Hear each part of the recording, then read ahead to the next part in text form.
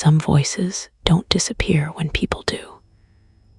I want to tell you a story about grief, not the kind that fades with time, but the kind that waits, listens, and learns how to sound like someone you miss. This is the story of voice messages I received from a relative who died last year. And the worst part is, they didn't start immediately. They waited until I almost forgot what her voice sounded like. My Aunt Myra died on a rainy Thursday morning. Heart failure.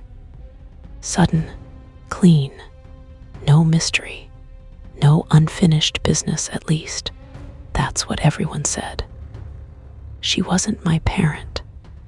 She wasn't even someone I spoke to every week, but growing up, she was always there. She left voice messages instead of texts.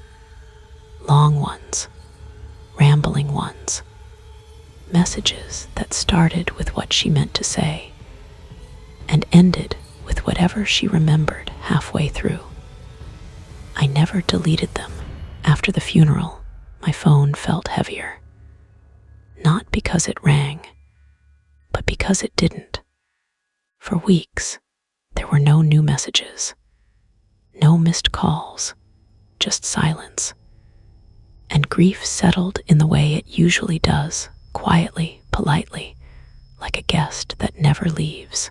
3 months later, on a Tuesday night, my phone vibrated on the coffee table. One notification.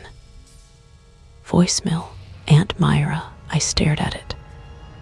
I remember thinking it had to be a glitch. Some delayed notification. Some cloud sync error. Her number was still saved.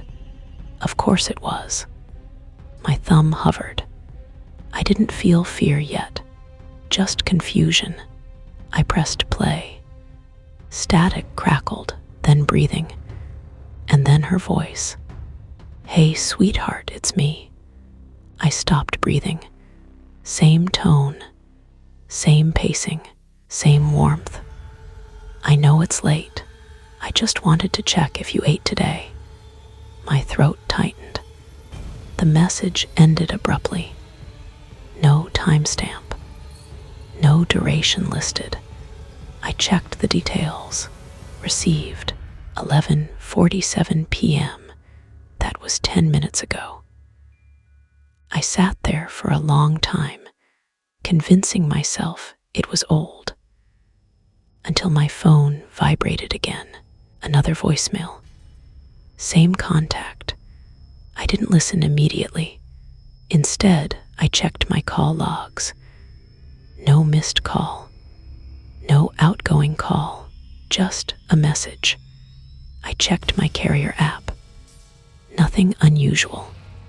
Then I noticed something small. The first voicemail had today's date. Not last year. Not archived. Today. Hands shaking, I played the second message. I don't think you heard me earlier. Pause. A faint sound in the background.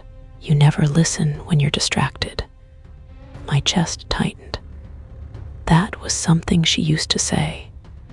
Something she said to me. Not a phrase you'd find in old recordings. Something personal. I locked my phone. That night, I didn't sleep. They didn't come every day. That would have been easier. They came randomly. Sometimes in the afternoon. Sometimes after midnight. Always voice messages. Never calls. Always her voice. I found your blue sweater. You left it here. Her apartment had been emptied. Don't forget to water the plant near the window. I didn't own a plant. Yet, each message sounded closer. Less like a voicemail. More like a conversation she expected me to answer. And one night, she said something that made my blood go cold. You should really lock the door before you go to sleep. I checked. It was unlocked. I changed phones. New number, new SIM. For 3 days, there was silence. I started to believe it was over. Then, while brushing my teeth, my new phone vibrated. Unknown contact, voicemail, I played it. Static, breathing. Then I don't like this phone. It sounds farther away. I dropped it into the sink. The message continued playing. But I can still hear you. That's when I noticed it. Her voice wasn't exactly right anymore. The pauses were too long. The breathing too deliberate. Like something was remembering how she spoke. Practicing. You sound tired lately. Your heart is beating faster. You should lie down. I stopped listening, stopped opening them. But that didn't stop them from coming. My voicemail storage filled up. Dozens of messages, and one night my phone rang. Not a voicemail, an incoming call from her number. I answered. Silence. Then a whisper. Why won't you talk to me? The call ended. I decided to listen to the most recent voicemail. Just one, just to understand. Her voice was clearer than ever. Too clear. I remember dying. I felt sick. It was very quiet after. A pause. Then I heard your voice. I didn't remember screaming, but apparently I had. You kept me company. Static crackled. Now it's your turn. The message ended. My phone buzzed again. New voicemail. I deleted it without listening. Then another came, and another. My phone grew warm in my hand, vibrating nonstop. I turned it off. The room was silent. Then, from the kitchen, my phone started playing her voice anyway. Her voice echoed from the dark. Not loud, not threatening, just close. You always listened better in person. I backed away.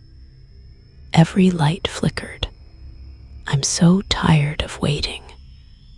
The voice wasn't coming from one place anymore. It was everywhere. You saved all my messages. I saved yours too. I realized then, this wasn't my aunt. It was something that learned her voice from everything I never deleted. Something that waited until I missed her enough to answer. I don't use voicemail anymore. I don't save voice messages. And when my phone vibrates at night, I don't check it. Because sometimes, when I'm half asleep, I swear I hear her voice anyway. Not all messages are meant to be saved. Some are meant to be forgotten.